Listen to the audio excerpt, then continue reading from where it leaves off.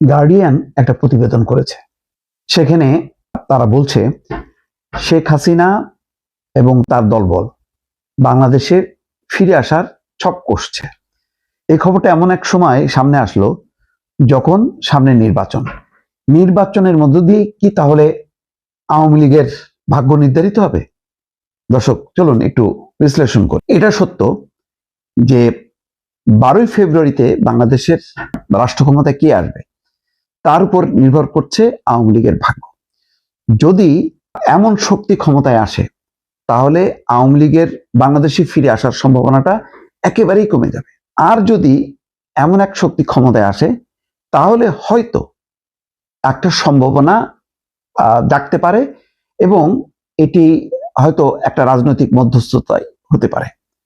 কেউ কেউ বলছেন যে শক্তি আসুক না কেন, রাজনৈতিক সরকার ক্ষমতায় আসলেই তারা প্রতিবেশী দেশ ভারতের সাথে নেগোসিয়েশন করতে বাধ্য হবে, নতুবা লম্বা সময় ধরে ভারতের সাথে রেষারেষি করে টিকে থাকা যাবে না। ইতিমধ্যে ভূ রাজনীতি পরিবর্তন হয়েছে, আমেরিকা ঘনিষ্ঠ হয়েছে ভারতের, আর বাংলাদেশ এখন ভারতের উপর বিরক্ত বা তাদেরকে আস্থায় না নিলেও আমেরিকার ব্যাপারে তাদের কিন্তু একেবারে পুরোপুরি আস্থা আছে যে আমেরিকা বাংলাদেশকে রক্ষা করবে।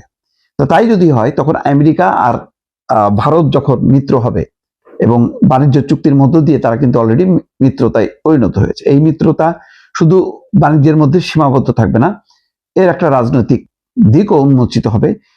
সেই ঘনিষ্ঠতা যত বাড়বে আওয়ামী লীগের বাংলাদেশে ফিরে আসার সম্ভাবনা জাগ্রত হবে। জামাত যদি চরম আওয়ামী লীগ বিরোধীও হয়, জামাত আমেরিকাকে উপেক্ষা করতে পারবে না, জামাত ভারতকে উপেক্ষা করতে পারবে না। অনেকে বলেন তলে তলে ভারতের কূটনীতিকদের সাথে আলোচনা হয়েছে, ভারতের প্রজাতন্ত্র দিবস উপলক্ষে জামাতের নেতারা গেছেন এবং ভারতের কূটনীতিকরা জামাতের আমিরের অসুস্থতার সময় তার বাসায় এসেছেন। যদিও সেই ঘটনা প্রকাশ করা নিয়ে একটু বেশ নাটকীয়তা দেখা গেছে, কিন্তু শেষ পর্যন্ত এটা প্রমাণিত হয়েছে ভারতের সাথে একটা যোগাযোগ ইতিমধ্যে গড়ে উঠেছে জামাতের। এখন এই যোগাযোগের যে অবস্থাটা, সেই অবস্থায় সামনে নির্বাচনে যদি জামাত ক্ষমতা আসে তাহলে কি তারা চরম ভারত বিরোধী এখন যে মনোভাব, আওয়ামী লীগ বিরোধী যে মনোভাব, সেটা কি রাখতে পারবে? এটা একটা অসম্ভব ব্যাপার হবে। আর যদি রাখতে চায় তাহলে যে অস্থিরতা তৈরি হবে তাতেও জামাতের অবস্থা ভালো হবে না, কারণ আভ্যন্তরীণ রাজনৈতিক শক্তি তার একটা বড় একটা শক্তি বিরোধিতায় থাকবে। অন্যদিকে বহির্বিশ্বের চাপ, সব মিলায় একটা এলোমেলো পরিস্থিতি হবে। অন্যদিকে বিএনপি যদি ক্ষমতায় আসে তাহলে কি হবে?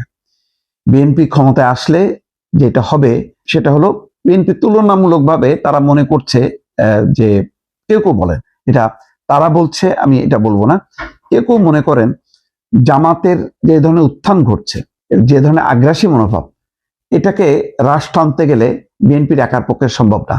সেখানে আওয়ামী লীগ যদি বাংলাদেশের রাজনীতিতে আবার প্রবেশ করতে পারে যে কোনো ফর্মে, শেখ হাসিনার আওয়ামী লীগ হোক বা অন্য নেতার নেতৃত্বে যদি আওয়ামী লীগ বাংলাদেশে আবার কার্যক্রম শুরু করতে পারে তাহলে জামাত কিন্তু অনেকটা পিছিয়ে যাবে এবং বলা যায় যে জামাত আবার তৃতীয় অবস্থানে চলে যাবে।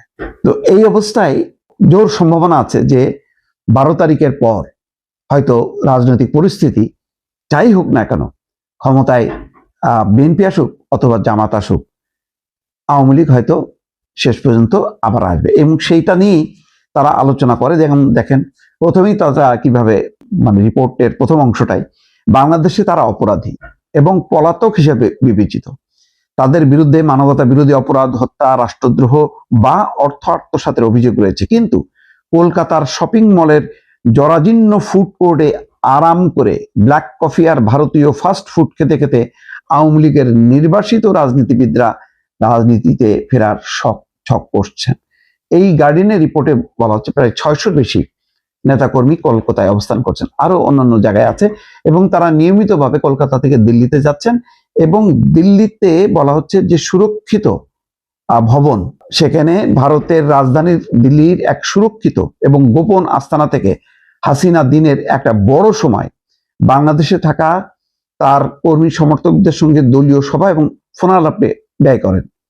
তার রাজনৈতিক কর্মকাণ্ডগুলো পরিচালিত হয় ভারতের সতর্ক নজরদারিতে।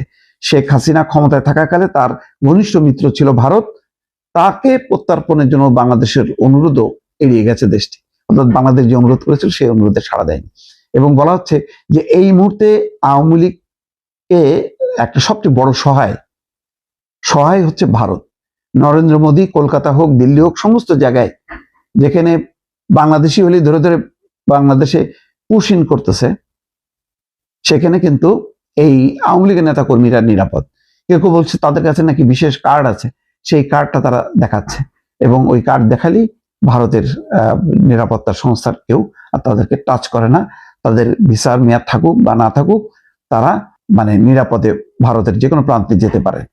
সাদ্দাম হোসেন নিয়মিতভাবে বৈঠক করেন। তিনি বলছেন, আমাদের নেত্রী শেখ হাসিনা বাংলাদেশের লোকজনের সঙ্গে, আমাদের কর্মী সমর্থক, পেশাজীবী সবার সঙ্গে যোগাযোগ করছেন, ভবিষ্যতে সংগ্রামের জন্য তিনি দলকে প্রস্তুত করছেন, এবং বলছেন যে তিনি, আমাদের নেত্রী খুবই আশাবাদী, তিনি বাংলাদেশে ফিরবেন। আমরা বিশ্বাস করি শেখ হাসিনা বীরের বেশে ফিরবেন। জাহাঙ্গীর কবির নানকের সঙ্গেও কথা বলেছে গার্ডিয়ান, সেখানে তিনিও বলেছেন যে তারা ফিরবে এবং কারাগারে যেতেই হবে, সেই ভয়ে কলকাতায় থাকছি তা নয়, আমরা এখানে আছি, কারণ দেশে ফিরলে আমাদের হত্যা করা হবে। এটা হলো আওয়ামী লীগের বক্তব্য। গার্ডিয়ান একটা বিস্তারিত পটভূমি তুলে ধরেছে। মোট কথা, আওয়ামী লীগও এখন অপেক্ষা আছে 12 তারিখে। এই কারণে 12 তারিখ নির্বাচনে তারা আনুষ্ঠানিকভাবে অংশ নেবে না, কিন্তু এই নির্বাচনটা হোক, বিএনপি বা জামাত ক্ষমতায় আসলে তাদের সাথে ভারত দর কষাকষি করে আওয়ামী লীগের একটা ব্যবস্থা করবে, এরকম একটা অপেক্ষায় তারা এখন দিন গুনছেন। দর্শক।